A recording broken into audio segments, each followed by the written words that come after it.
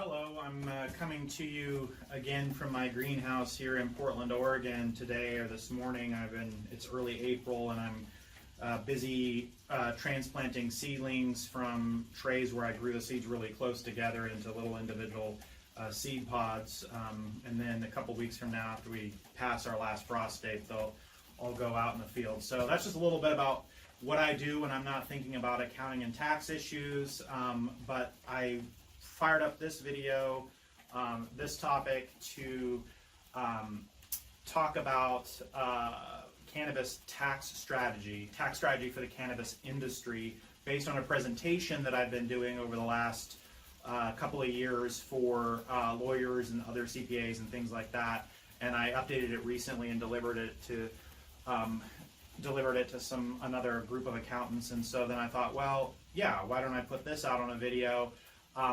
The problem is that I actually often do this content in two different presentations that in total can be about 4 hours. So I'm going to be splitting this presentation into shorter videos the best I can. So we'll say this is a series. So if you like this one, stay tuned and check back for the rest of the videos that will be part of this overall series.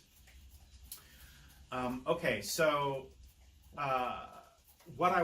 first off is that my firm, Tycar Advisory, we just say TCA, when we talk about tax strategy, our overall goal is to maximize permanent tax savings. And that's different than kind of classic tax planning, because a lot of classic tax planners realize that the amount of permanent tax savings out there, where you basically get a permanent reduction to your tax or a permanent credit against your tax that you can then never have to pay back to the government in any way. There's actually not that many of those opportunities. I mean, and it depends on the nature of your business and what you're into. And so a lot of times tax planning focuses on where there is a larger set of opportunities, which is the timing of income and the idea of just deferring the tax you have to pay until later. Now, for my firm, we don't really get too far into timing issues. We focus on the permanent savings, which allows us to, from a tax strategy standpoint, to really focus on a narrow set of opportunities for clients in specific industries, the cannabis industry being one of them.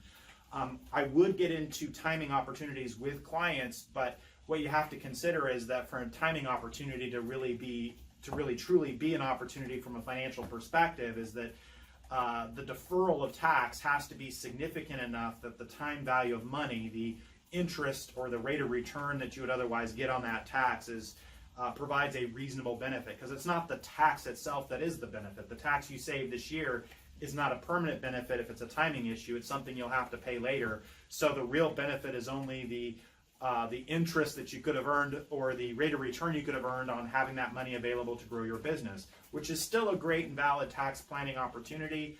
But again, for us, we don't focus too hard there unless we can see that there is a huge deferral opportunity with a significant amount of time that allows for a good time value of money savings. So coming back to the point is that it's permanent tax savings that we're often looking for at TCA.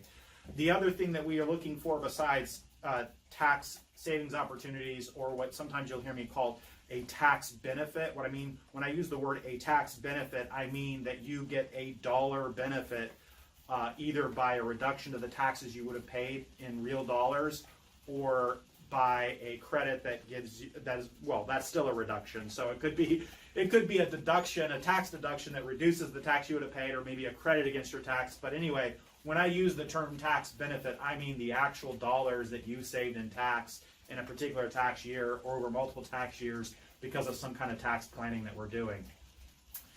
But beyond that, there is another piece to tax planning that we work with clients at TCA, which is not just about achieving those tax benefits, because sometimes clients are already achieving benefits, or maybe they're taking benefits that aren't due, that they really aren't entitled to.